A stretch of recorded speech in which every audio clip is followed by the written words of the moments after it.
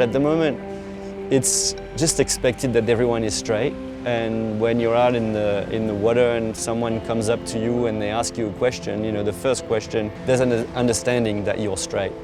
There are a lot of questions in my mind about, should I just try and suppress this? Because I don't know if I want to enter into that world of fear and misunderstanding.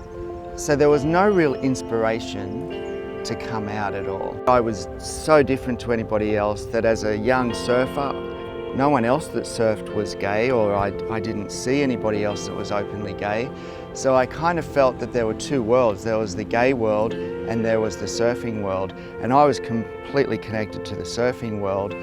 So I couldn't see how the two would merge at all. There is a lot of sledging out in surfing. Like, you've got to have thick skin. Like, that's a big part of our culture out here where we live. Like, it's Aussie culture as well. You give your mate shit. It's just sort of what you do. The word faggot has just been a derogatory term for, I guess, what we would call a loser. And it's sad in a sense because where it's come from is calling gay people losers.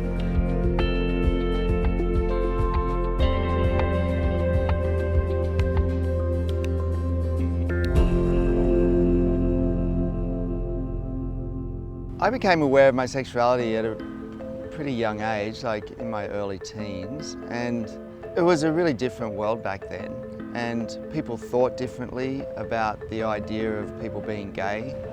And so there was an enormous amount of shame involved in what I thought was a weakness in me.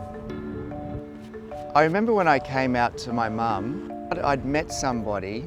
I think she found a note that I'd written or something in the laundry when she was doing it one day, and she called me down and she said, "What's this?" And I looked at the note. It's like a kid getting busted for smoking or something, you know, like I felt like I'd been busted for doing something wrong. I don't think she quite knew what to do. I grew up in a very Christian household, and the battles with sexuality was just a no-no. Like, I'd just put it in the back of my head because it was just never gonna happen. I had to just learn to be with girls. That's what I did. But yeah, I definitely struggled. I definitely battled behind closed doors. I think I was about 20 when I came out. I had a strong group of mates that, again, I did that thing where I just sort of pushed them away, and I guess it's just that human thing of like fear of judgment, really, and so it's easier to control it yourself. So if I was to push them away, I'm in control of the situation, you know? I created a monster, and so I was like looking to feed her with negativity. Surely there are other gay surfers in the world, surely. So I thought, well, I'm going to go out and find them. I did the Google search, came across gaysurfers.net, and was just completely blown away that there was a group, a community already started of gay surfers, and there was about 1,000 people in it or something from all around the world. I just had so many questions for these guys. How did they cope with being gay at their local beach? Were they out? You know, how did they get waves when they were together?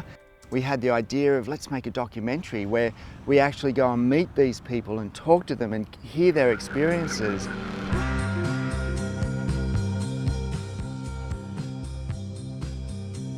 There seems to be one thing in common to all the gay surfers, is the fear of being discriminated against.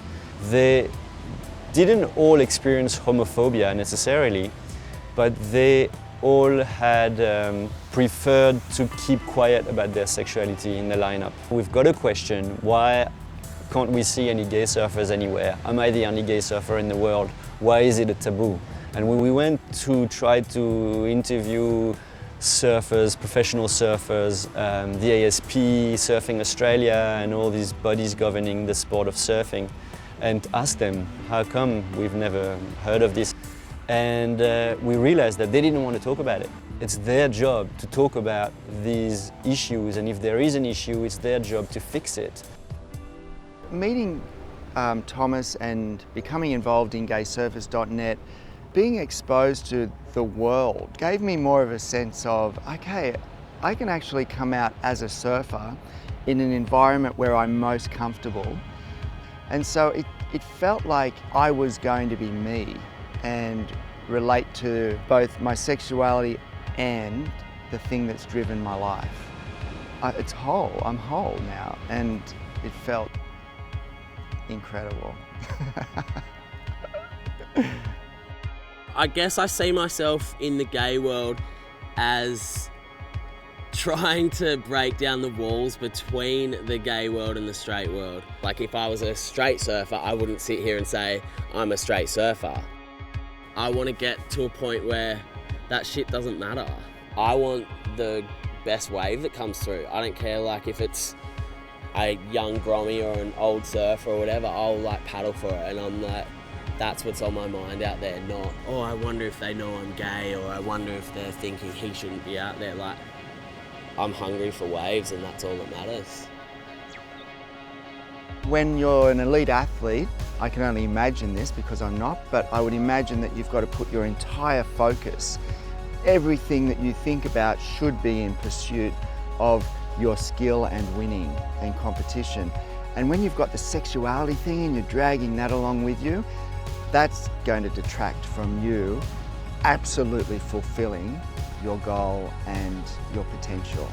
So I think this is an important conversation to have.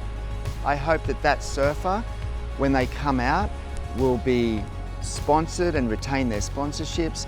I hope that everything is based around skill level and passion and drive and commitment rather than sexuality. Let's celebrate the diversity in surfing. It's a huge thing, the ocean, and it can accommodate all of humanity.